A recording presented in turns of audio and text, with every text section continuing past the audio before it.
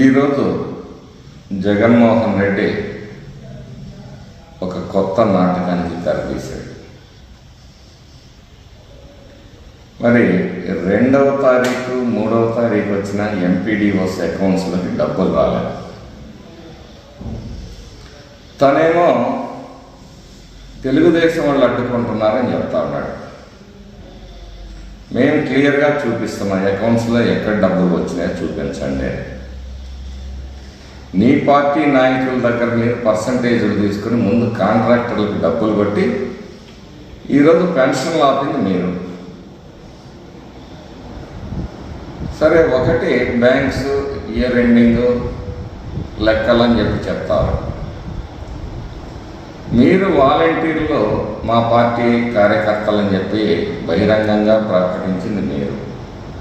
వాలంటీర్లో మీరు పని చేయాలి, పార్టీ గెలుపు కోసం కృషి చేయాలని చెప్పింది మీరు. మరి ఎలక్షన్ కమిషన్ ఒక స్వచ్ఛంద సంస్థ వేసిన పిటిషన్ మీద స్పందించి వాలంటీర్ల ద్వారా ఈ సమయంలో పంపిణీ జరగకూడదని నిర్ణయించింది. మరి మిగతా యంత్రాంగం చాలా ఉంది కదా. గ్రామ సచివాలయ సిబ్బందులు ఉన్నారు, మరి బిఏఓలు, బిఎల్ఓలు, అట్లాగే టీచర్స్, వివిధ శాఖల్లో ఉద్యోగులు చాలామంది ఉన్నారు. వాలంటరీ వ్యవస్థ లేకుండా మిగతా రాష్ట్రాల్లో పంపిణీ జరుగుతుంది కదా. కేవలం మీ అసమర్థతని కప్పిపుచ్చుకోవడానికి ఈరోజు తెలుగుదేశం పార్టీ మీద బురద జల్లే కార్యక్రమాన్ని మొదలుపెట్టారు.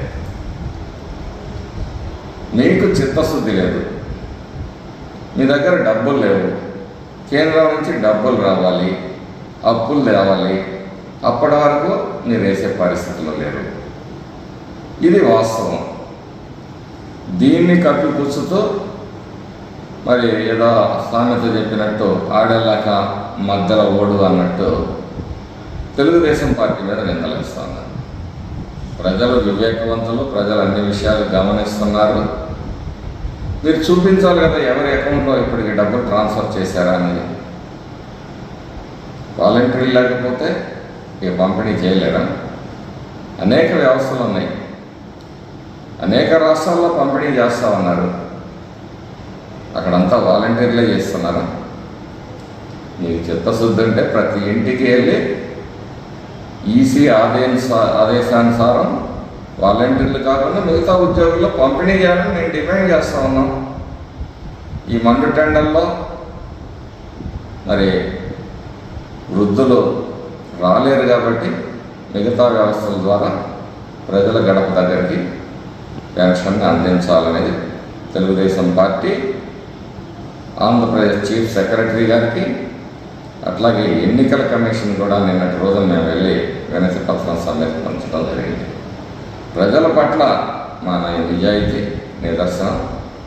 మరి వెంటనే మేము స్పందించి ఉన్నతాధికారులు, రాష్ట్రంలో ఉన్నతాధికారులను ఏవైతే ఆదేశాలు ఇచ్చారో ఎన్నికల కమిషన్ కూడా కలిసి ప్రజల సమస్యని తెలియజేయడం జరిగింది.